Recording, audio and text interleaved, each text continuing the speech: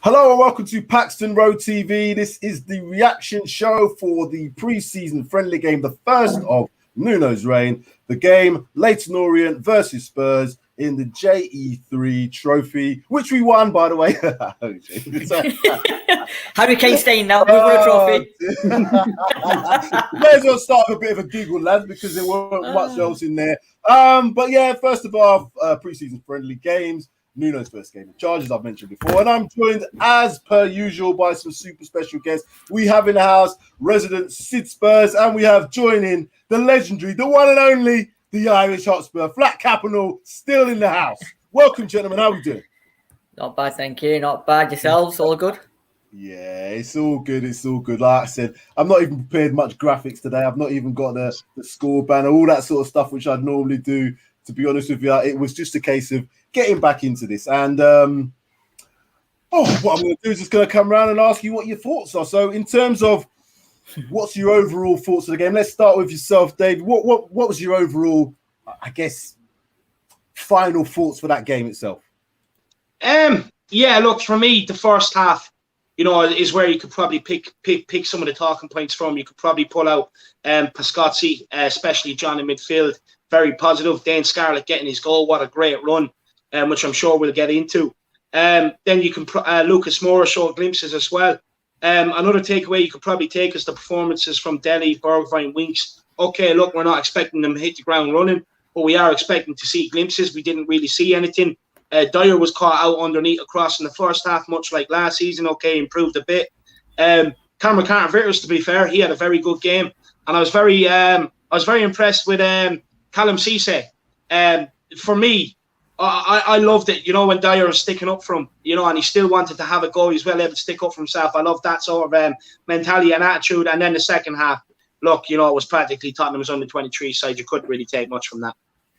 No, you're right. It was the old saying, a game of two halves. When you make 10 outfield changes after 60-odd minutes, you're going to get a lot of this sort of stuff.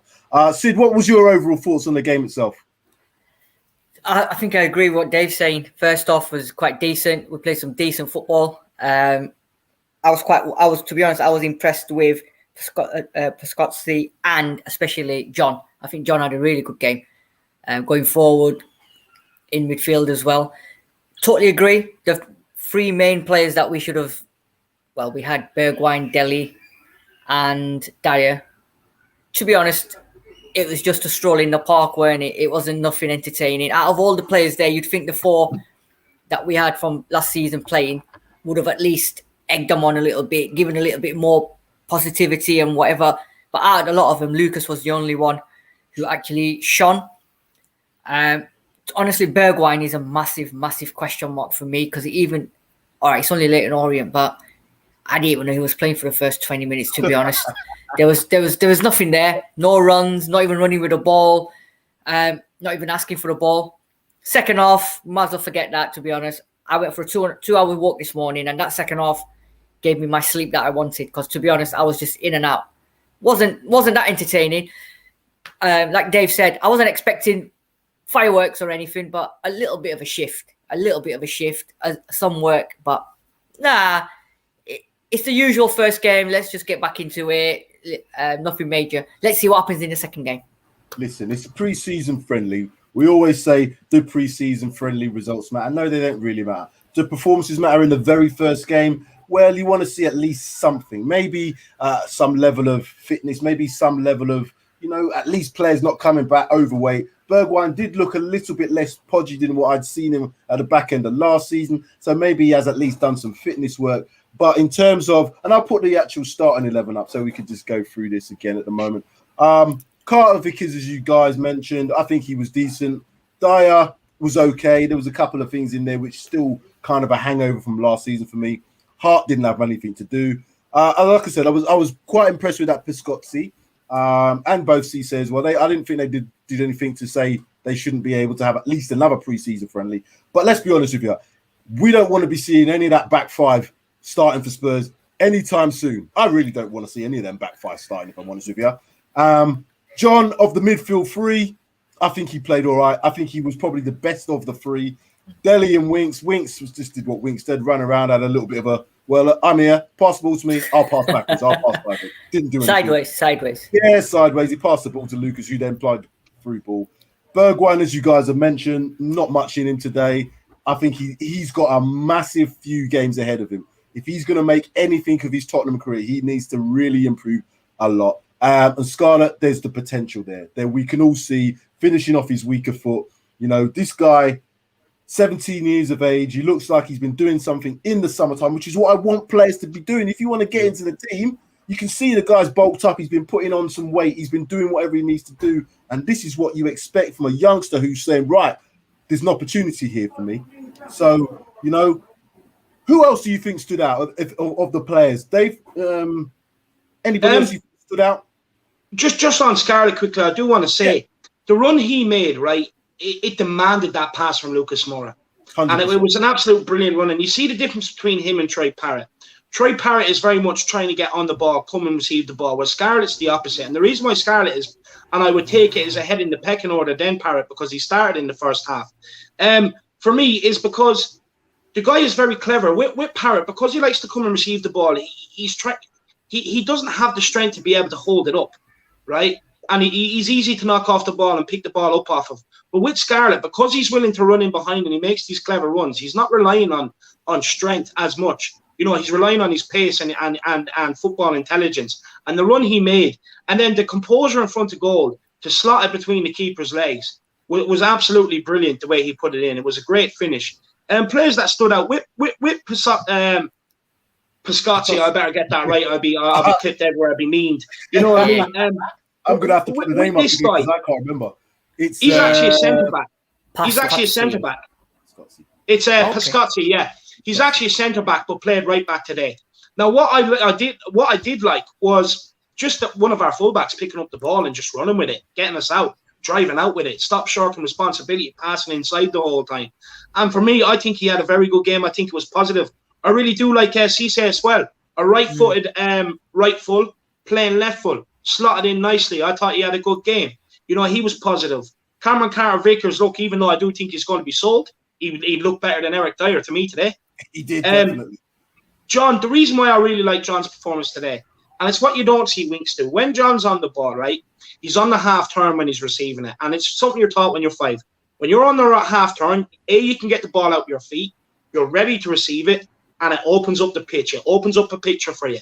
You know, so you know whether you can drive, you can spot runs, and it's positive. It's going forward. John done that a number of occasions today. Even the one where he opened up his body, you know, took a stride forward and cracked one. When was the last time we've seen a Spurs midfielder do that?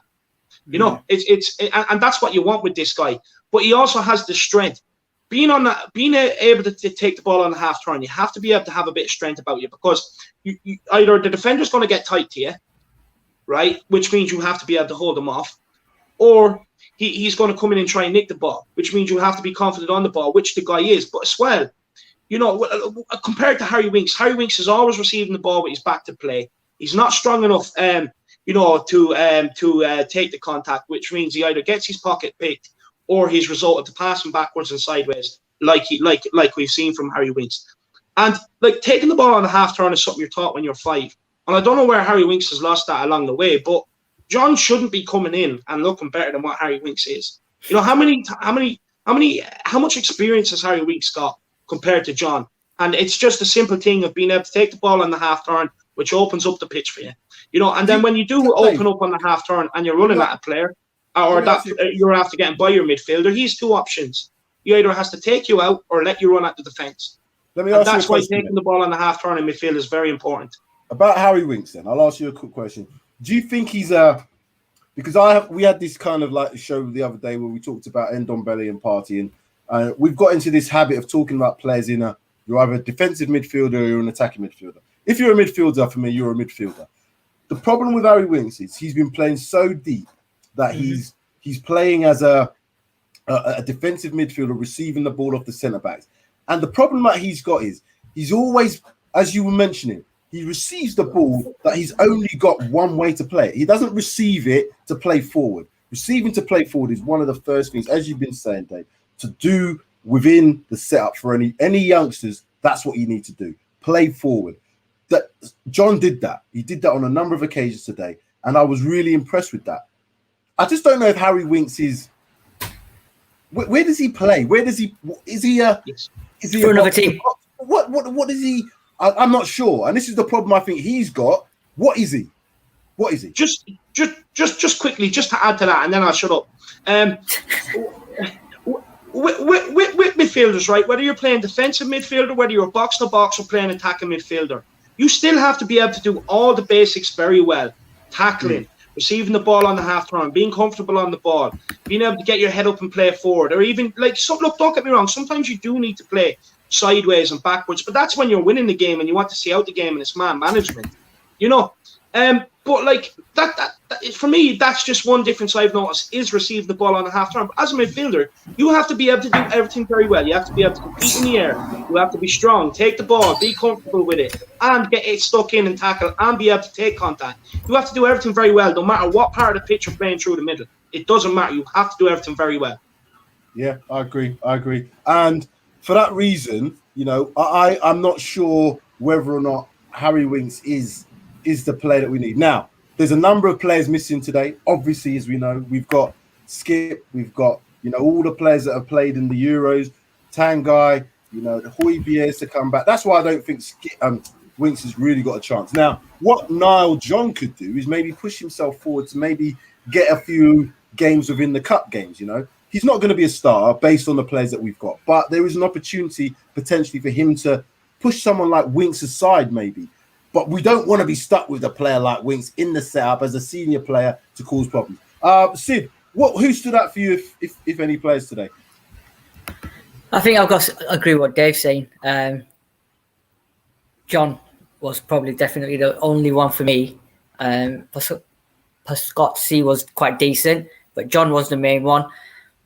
Going back on Winks, I totally agree with you. He's now becoming more of a defensive, like a sweeper kind of player who hasn't got a clue what to do with the ball because he's not suited to that position. And he just gives it to Dyer, then runs in a circle and gets it back and then goes the other way, runs in a circle. He doesn't go forward at all. And we don't need them kind of players, to be honest. So the sooner he leaves, the better. And this could be wicked for John. John could just come in here and he could be an ideal replacement because like Dave was saying, if you had them two playing today, you would not have recognised that one's consistently playing for Spurs and one's just coming into Spurs. Today, it was just completely different. You think that Winks is just coming. The other one, I don't know about you guys, but when are we going to make a decision on Parrott now? Because every season now, you're sending him out on loan, you're sending him here, there, everywhere. Then he comes back pre-season, he plays 1 or 2 games, doesn't deliver, then he gets sent back again. Ain't it a time now where we need to make that decision and say, you know what, mate, off you go? Because he's done. In my opinion, he's a player that that's it. His ship has sailed. He's not made it at Spurs. He now needs to be moved on. There's no point in loaning him out again because he doesn't seem to be the player now that excels on a loan. I've not seen him come back from, you know what, that Troy Parrott was magnificent. He's not done that. No. So he needs to move on for his own sake, for his own career. But the problem is with the player like that, sometimes they don't actually make it. And that's realism of football. He might have had a really good young 14, 15, 16-year-old, 17-year-old, but then the transition to man's football, as we now call it, maybe he's not there for him. So maybe he has to look further down. Maybe he's not a Premiership player. Maybe he has to go into Championship, maybe even lower than that. And that's where you have to start your career again. I've seen a lot of players like that who've had the potential, but then they just drift away. Whatever happens, they can't get it together. And maybe, well, definitely, I don't think he's got a Spurs career personally. But isn't that down to then the hierarchy at Spurs to make a decision on him and even on Carter Vickers? Because Carter Vickers is, last couple of seasons, he's been out on loan as well. So at some point now, they're going to have to sit down and say, we need to just get rid of these two now because we can't just keep bringing them back and then, sort of deceiving them by saying, we'll bring you back for pre-season, but deep down, you're going. Yeah. We're going to send you back out on loan. And this is a good comment here from Bolsper. Too many off-field distractions for Troy, and that's down to him to ignore. Professionalism questionable. And this is what happens. Footballers, a lot of people think, you're a professional footballer, that's it. They're just like all of us in a work environment. Sometimes you don't excel within your work environment, so you have to go somewhere else. And sometimes you think, this is not even for me, so I have to change what I do. it might be one of them for him. Just the last thing then, what do you want to see in the next game? Who do you want to see in the next game? Irish Hotspur, who do you want to see in the next game? And is there anything different that you want to see in terms of the way the team was set up? No, look, I think the next game would be more of a shot window, sort of loan window sort of game as well. I do expect coming into MK Dons, Chelsea and Arsenal, the scum, I do think you will see more of Nuno's imprint in the team, more of what Nuno's trying to do, to be honest with you. But I think this game and the Colchester game will literally just be a shot window, loan window sort of team, to be honest with you. And just to quickly touch on Parrott, fellow countryman of mine. Look, for me, I do think if he is going to make it, he has to be moved out to the right. I don't think he's good enough to play up front. But not only that, it's what Shane was saying. You know, when it comes to Scarlett, you know, he's took it upon himself to bulk up, to put on extra weight, hit the gym. Now, two players are picked out there today, Parrott and Scarlett, right? Now, they're older than him. Do they have to, like, the thing is, we've got to a thing where if a football player doesn't do something, it's like, oh, but he's not being told to do it. That's on the club's fault. Now, unfortunately, the very top players foresee these things coming. They work on it, and that's why they're up the top, because, you know, they don't have to be told to do things. They're proactive about it. Now, Scarlett was proactive about it. He knows he needs to bulk up. He's obviously went and gone about doing it. Clark and Parrott. Now, why haven't they? They're too easy to take off the ball. They need to bulk up. And for me, look, loan moves that they've gone out on haven't really been successful. And for me, I think it is time to cut ties with them. You know, they shouldn't have to be told to bulk up. If they're getting knocked off the ball and they're not skinning players like they were, you know, coming into senior football, surely they would have clicked with them by now. It's just simple. Oh, well, I'm being knocked off the ball too much. I need to build my strength up. You shouldn't have to be told to do it. No, and I totally agree. Those are the things where Jose would made that quite clear. He didn't obviously go too much over the top in terms of how Nuno's going to do with the training aspect. But there are some things you expect a professional footballer to do themselves. And one of the things is out-of-season work. As we've talked about, Jack Clark still looks the same. Quite slender. Looks like he can be pushed off the ball quite easy. Same with Divine as well. These players need to work on that. That's not something that, as you said, David, that you have to be told to do. Recognizing your game. If you want to become better, you recognize that in your game. You look at that, you see, right, that's happening to me too often. What do I need to do about it? Sid, before we finish then, what's your thoughts? What do you want to see next time? Anybody you want to see playing particularly? Next game, I want Divine to start. I want Skip to start. I don't know where Skip was today, to be honest. I don't know where Ndombele was as well. All the players that haven't been to Euros or the Copa America or whatever should be in this squad and they should be starting. Interesting thing, at the end, I don't know if you guys listened to Ledley King. They were talking to Ledley King and they asked him about the formation and he reckons that Nuno's going to go for a 4-3-3.